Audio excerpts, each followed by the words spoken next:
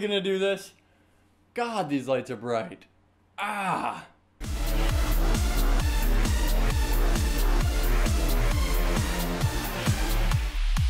Well, if you guys remember the last Box of Gaming show, kind of spent all of our money on a portal scene.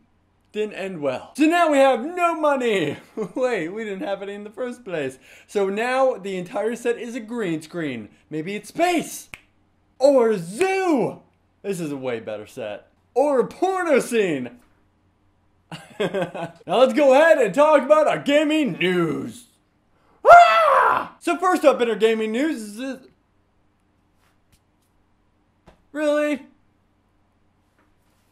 Can't even change shirts. So, no money. Well, now everybody is waiting for the date September 17th. Why? Because Rockstar is coming out with GTA 5. Just a little title. Were you guys expecting it out sooner? So were we, and so was Rockstar, because now they just need a little bit more time to polish it up, and hey, you know what? Go ahead and do so as long as you don't release a bunch of DLCs, and that's what you're working on. Oh, I hate DLCs on release game dates. But Rockstar did have this to say. We know this is about 4 months later than originally planned, and we know it's on a short delay. And it will come as a disappointment to many of you, but trust us, it's worth the extra time. GTA 5 is a massively ambitious, complex project, and it simply needs more polish to be finished to the standards that we, and more importantly, you, require. Now, there's also no news about it coming out on the Wii or PC yet, except for obviously those French ones that we reported on earlier. But the worst part about this is the shareholders, because the stocks went down 6% after they said this news. Now what about some Battlefield news and the end of Battlefield with your last expansion, giving you air power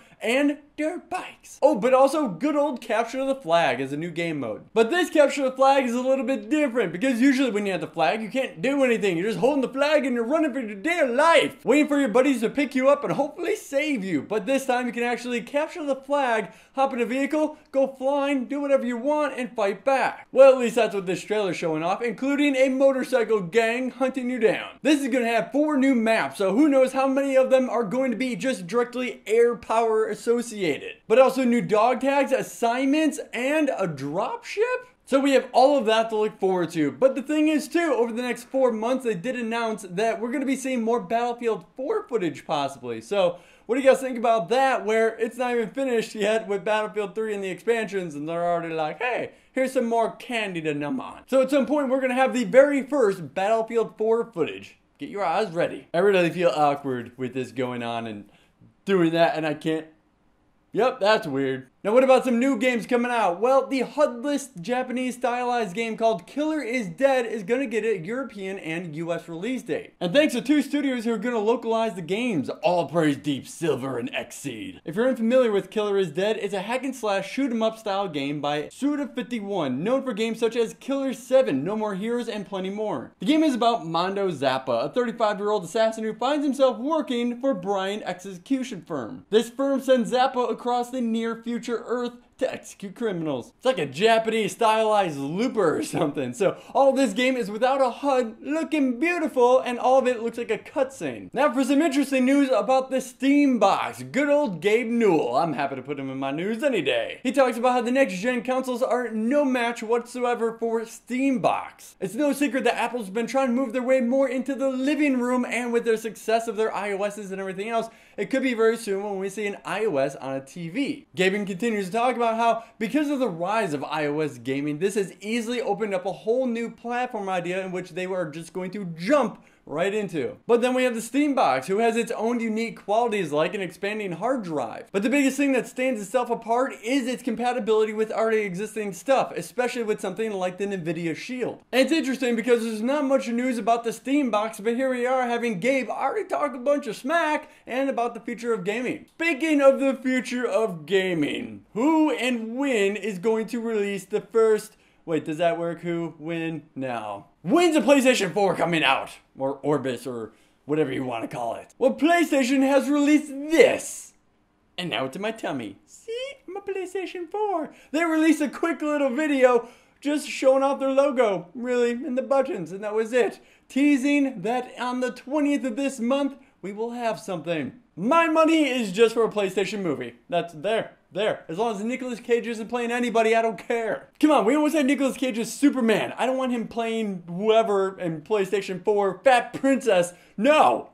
I don't even want you being that, Nicolas Cage. Get out of my life. Now as for some quick indie stuff, what about this? We had an indie game jam happen, and they came out with a surgery game based on physics. Genius! Think QWOP, right? QWOP, the running game? Now imagine that for each of your fingers, your hand, and then you have to change somebody's heart out. Well, quickly, this was found on Reddit, and the game jam blew up when there was a gif of it, and this thing just exploded with Let's Plays. I gotta say, any game that's just simple but has really fun physics, automatic win for doing any kind of Let's Play. My only recommendation to this, especially if you play this, is that they should have co-op, but online, and somebody else controls like certain fingers, or maybe the hand, or maybe your co-op partner hands you the tools while you try to grab them and do everything else. There's so many possibilities. Speaking of which, they are talking about doing an Indiegogo or a Kickstarter to make this a full-fledged game that has all kinds of craziness that you can do. Hey, I'm all about it. But that's it for me, guys. I'm Bebop Vox, and thanks for watching this awesome green screen show. This is your fault. I just wanted to do a Portal show. By the way, people saying misleading title, calling, hey, thinking with Portals on the previous episode. How is that a misleading title for a show? I'm thinking with portals. I'm using a portal gun. Misleading title is showing boobies, and I'm just hosting the show, not talking about boobies. But alright guys, that's it for me. I'm Bebop Vox. I'm going to be doing the podcast here just in a little bit. That means it's already happened probably by the time you see this. And I'll see you guys next time. See you in game. Lift off!